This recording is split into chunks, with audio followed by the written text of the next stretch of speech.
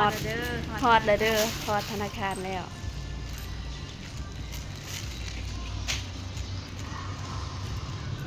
เจ้าของ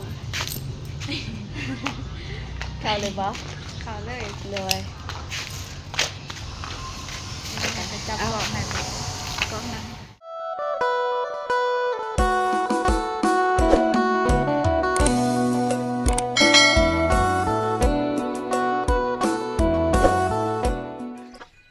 กราบทักทายสวัสดีแล้วก็สบายดีเด้อพ่อแม่พี่น้องแล้วก็ผู้ใหญ่ใจบุญทุกท่านบ่ว่าจะเป็นอยู่ฝั่งไทยหรือว่าลาวหรือว่าอยู่ต่างประเทศก็ขอสวัสดีสบายดีเบิดสุขคนเด้อยินดีตอนรับ2อาตูนสแนล มื้อนี้น้องกะสิลงทะแต้งสิไปลงตลาดคิดว่าสิไปรับ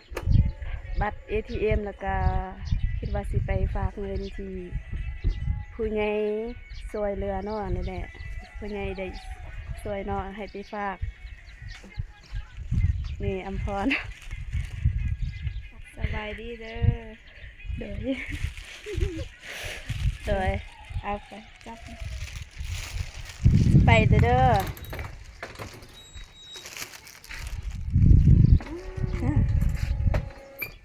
เดี๋ยวสิหยุดคลิปก่อนถ่ายเป็นอย่างนี้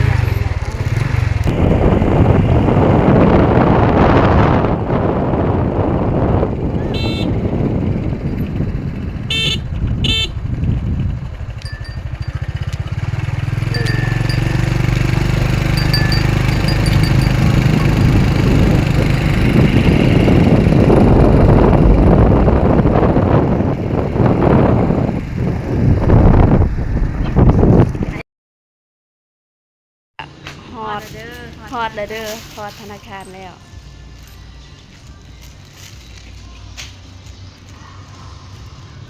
เจ้าของ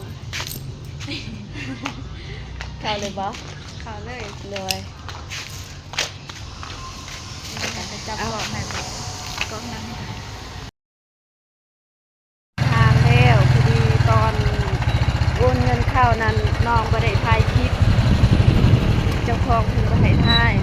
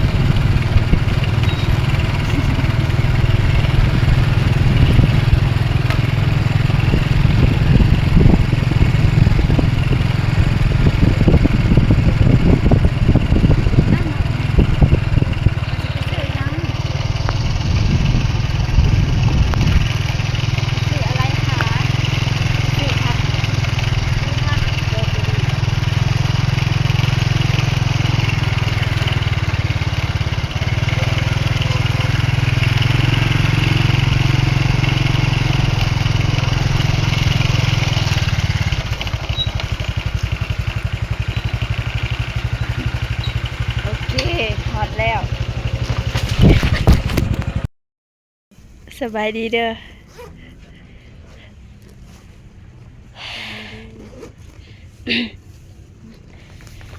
ไปครับไปซื้อผักกดระบนี่กดระบกดแล้วไป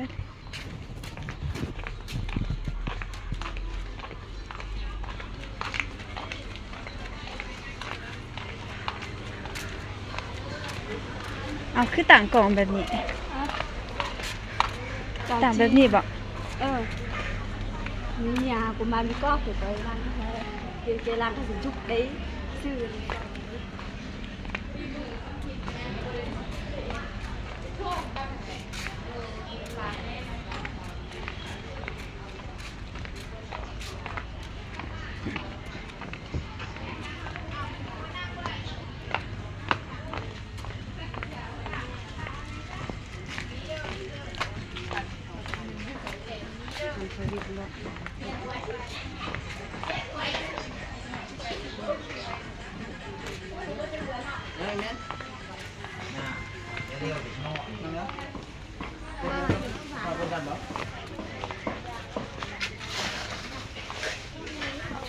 ซื้อผักหยัง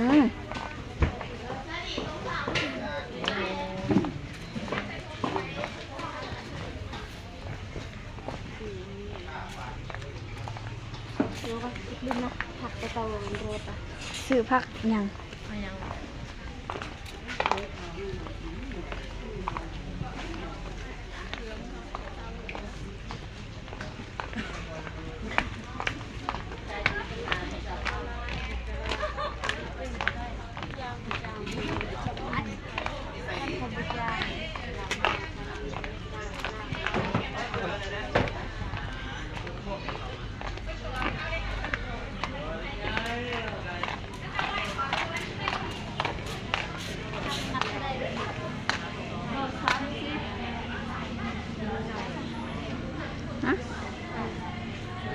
30มัดเท่าไหร่โล30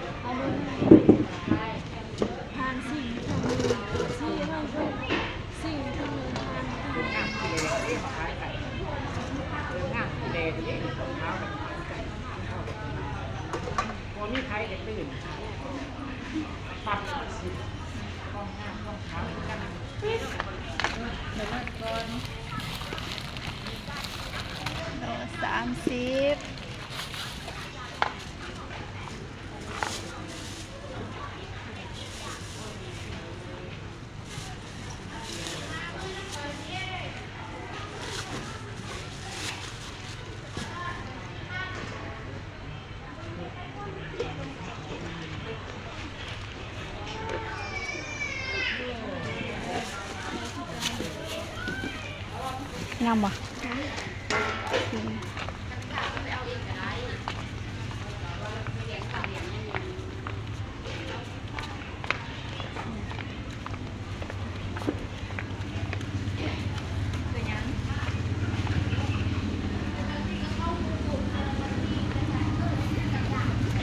ของกินไทยบ่กบ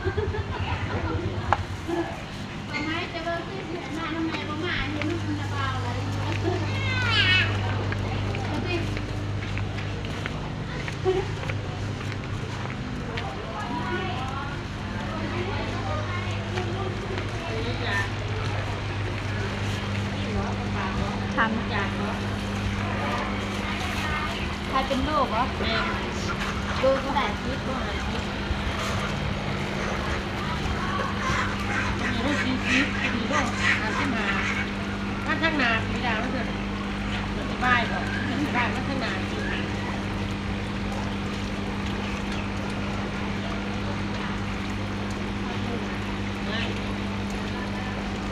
บอกเดนเดนเดนเดนได้เดนลง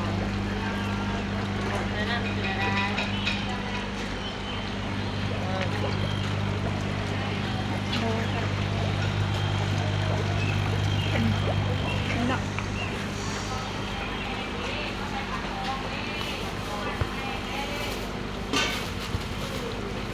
ใจ เจจ้าพาเจเลาะตลาด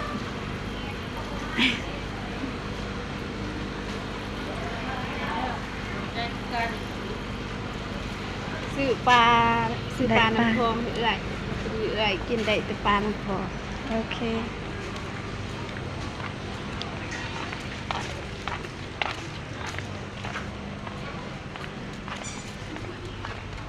เบิดแล้วเนาะไปแม่ซื้อยังอีกไปเขาจะไปซื้ออะไรกระตา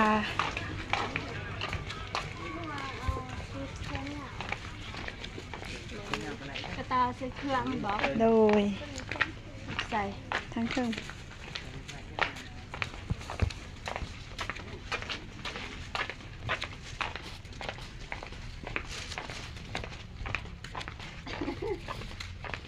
จะชนะได้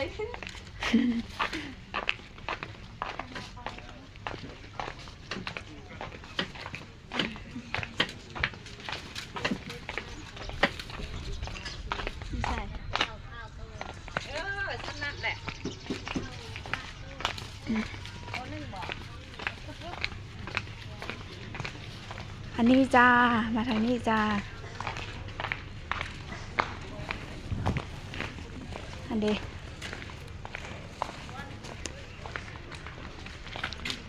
แน่นบ่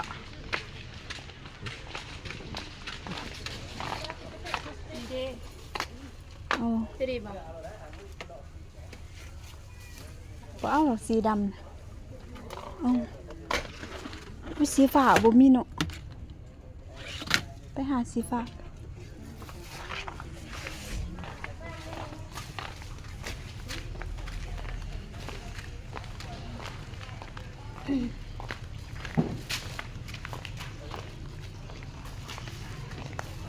เดินไปเบิ่งอยู่ไหนสีดำ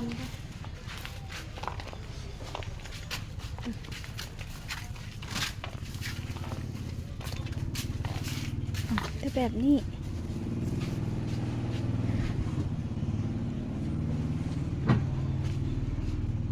บ่มีดอกเนาะสีอื่น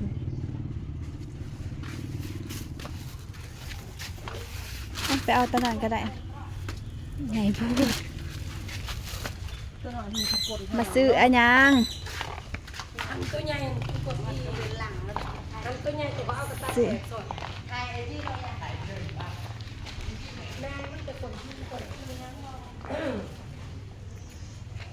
จะเอาอย่างนั้นก็ได้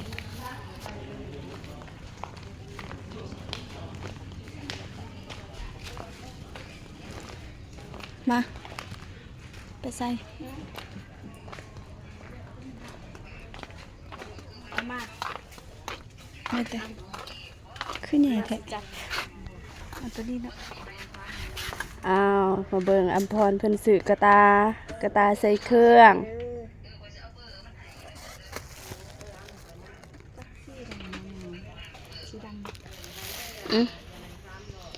เอาสีดำมันเลยดีกว่าจังบ่เปื้อนเท่าไหร่สีดำ25,000 กีบ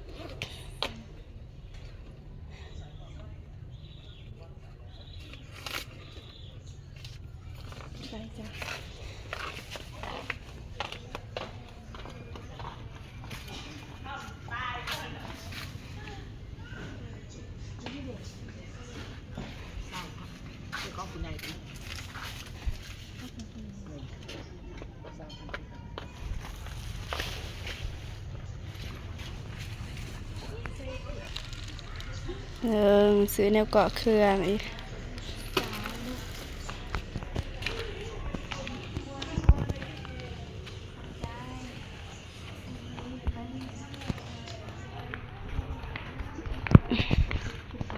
ยังเด้อยังสิซื้อแชมพูมีบ่อยู่นี่นะแชมพูแบบเป็นกองเต็มหัวหามแชมพูแบบเป็นกองแชมพูเป็นกล่องเป็นกล่องน้อยโยกอ่ะ เอาบ่ บ่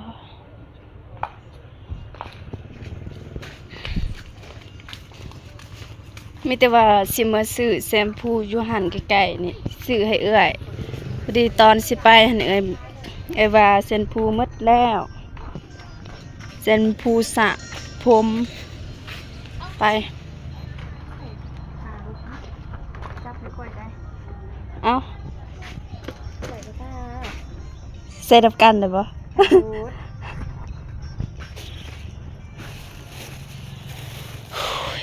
ปวดมือพอดีตอนลงรถนี่น้องเป็นลมบ่แม่นเป็นลมเป็น ลมแต่รถน่ะล่มมัน ลงแต่รถละล่มพอดีมือหันโอ้เจ็บหมดปะหันก้อนกระตา เดี๋ยวขอยสิถือเอา